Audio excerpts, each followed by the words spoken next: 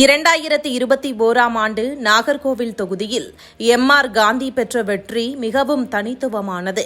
அந்த தேர்தலில் 88,804 வாக்குகளை பெற்று, அதாவது 48.21% வாக்கு விகிதத்துடன் திமுகவின் முன்னாள் அமைச்சர் சுரேஷ் ராஜனை 11,669 வாக்குகள் வித்தியாசத்தில் அவர் தோற்கடித்தார். இந்த வெற்றி தற்செயலானது அல்ல. மாறாக கன்னியாகுமரி மாவட்டத்தில் கடந்த 60 ஆண்டுகளாக அவர் ஆற்றிய அடிமட்ட அரசியல் பணிகளுக்கு கிடைத்த அங்கீகாரமாகும். 1967ஆம் ஆண்டு ஜனசங்கத்தின் மாவட்ட தலைவராக பொறுப்பேற்றது முதல் அவர் பொதுவாழ்வில் ஈடுபட்டு வருகிறார். நெருக்கடி நிலை காலத்தில் ஜனநாயக உரிமைகளுக்காக போராடி சிறை சென்றவர். தமிழக பாஜக மாநில துணைத் தலைவர் உள்ளிட்ட பல முக்கிய பொறுப்புகளை வகித்த போதிலும் அவர் எப்போதும் கன்னியாகுமரியை விட்டு விலகியது இல்லை. சுயநலத்திற்காக தொகுதியையோ அல்லது கட்சியையோ ஒருபோதும் மாற்றாத உறுதி அவரிடம் உண்டு. தற்போது சட்டமன்ற உறுப்பினராக இருக்கும் எம்.ஆர். காந்தி கட்சி மற்றும் மத அடையாளங்களை கடந்து அனைத்து மக்களும் எளிதில் அணுகக்கூடிய ஒரு தலைவராக பெயர் எடுத்திருக்கிறார். நாகர்கோவிலில் வசிக்கும் இந்துக்கள், கிறிஸ்தவர்கள் மற்றும் இஸ்லாமியர்கள் என அனைத்து தரப்பினரும் அவரது எளிமையையும் மக்கள் சேவையையும் வெகுவாக பாராட்டுகிறார்கள்.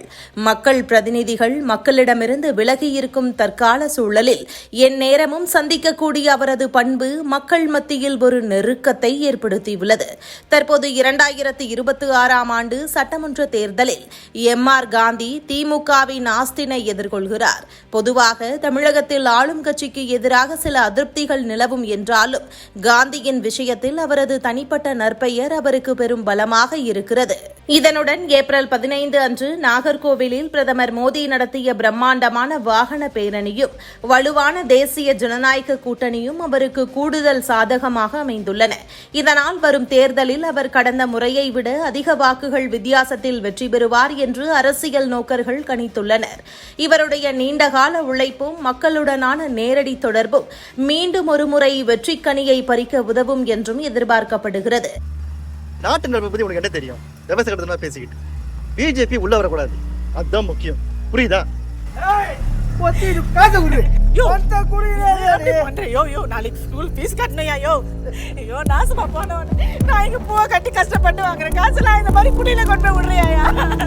யோசி யோசி யோசி யோசி.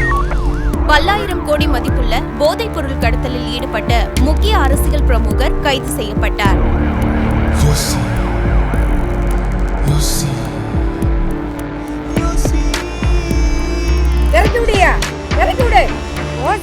ஓசி நானா கேட்க ஓசி பஸ் வேணும்னு நீயே இலவசம் பண்ணுவ, நீயே ஓசின்னு சொல்லி அசிங்கப்படுத்துவியா? யோசி யோசி. நிரந்தரமாக்கு நிரந்தரமாக்கு நிரந்தரமாக்கு நிரந்தரமாக்கு. யோசி யோசி யோசி. நிரந்தரமாக்கு நிரந்தரமாக்கு செவிலிய பணியை நிரந்தரமாக்கு. யோசி